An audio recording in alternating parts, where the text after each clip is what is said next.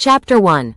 The Foundation of Power in 13 AD. The Roman Empire stood at the pinnacle of its power under the astute leadership of Augustus.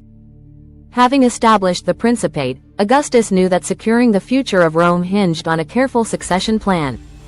With no direct biological heir, the mantle of leadership fell to Tiberius, his stepson and adopted son.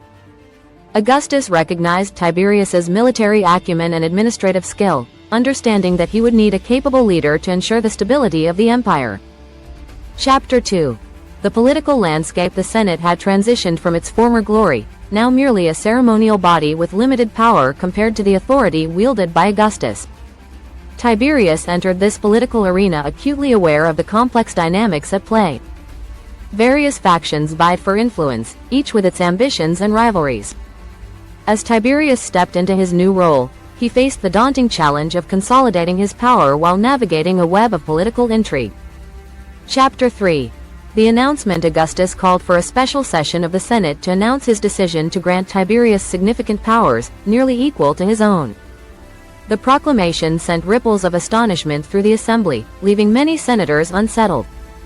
For some, this announcement meant a diminishing of their own influence; for others, it was a chance to align with a rising leader. Tiberius, however, felt a mixture of pride and anxiety, fully aware of the expectations thrust upon him. Chapter 4. Tiberius's new role. Embracing his responsibilities, Tiberius took immediate steps to affirm his authority. He directed his focus toward military readiness and the management of provincial governance. His early efforts included addressing local grievances in Judea, where he prioritized diplomacy over conflict. Tiberius understood that while military might was essential, the long-term stability of the empire depended on earning the trust and loyalty of its diverse peoples. Chapter 5. Challenges and triumphs. While Tiberius navigated his new role, he encountered resistance from various factions within the Senate. Ambitious senators whispered doubts about his capabilities, suggesting that Augustus had made a grave mistake in elevating him. However, Tiberius remained steadfast, keenly aware that each decision he made would either reinforce or undermine his authority. In a key test of leadership, Tiberius dealt with a brewing rebellion in Judea. Local tensions had escalated, threatening to spiral into open conflict. Rather than resorting to force, Tiberius employed diplomatic channels, reaching out to local leaders to negotiate a peaceful resolution. This approach ultimately led to a calming of tensions and solidified his reputation as a wise and compassionate leader. Chapter 6. The military campaign. As unrest simmered in the provinces, military challenges loomed on the horizon. Reports from the Rhine region indicated that the Germanic tribes had united against Roman expansion. Tiberius recognized the urgency of the situation and called for a meeting with military commanders to strategize a response. "We cannot allow these tribes to perceive us as weak," Tiberius declared, his determination palpable. "We must strike swiftly and decisively to reinforce our authority." With the legions bolstered by Tiberius's presence, he led a military campaign into enemy territory. His strategic brilliance shone through as he coordinated maneuvers with precision, ensuring that victories were not merely about military might but also about securing the loyalty of the troops. Chapter 7. The turning point. The initial skirmishes proved successful, but Tiberius faced setbacks as the Germanic tribes employed guerrilla tactics, using their knowledge of the terrain to their advantage. Roman forces found themselves embroiled in prolonged engagements, testing the limits of their endurance. In a decisive battle, Tiberius's forces confronted the united Germanic coalition.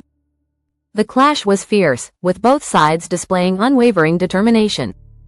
Drawing on his training and experience, Tiberius devised a bold plan to outmaneuver the enemy.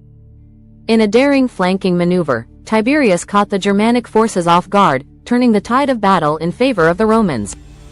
This victory was crucial for Tiberius, as it not only bolstered his military credentials but also reinforced the image of Rome as an indomitable force.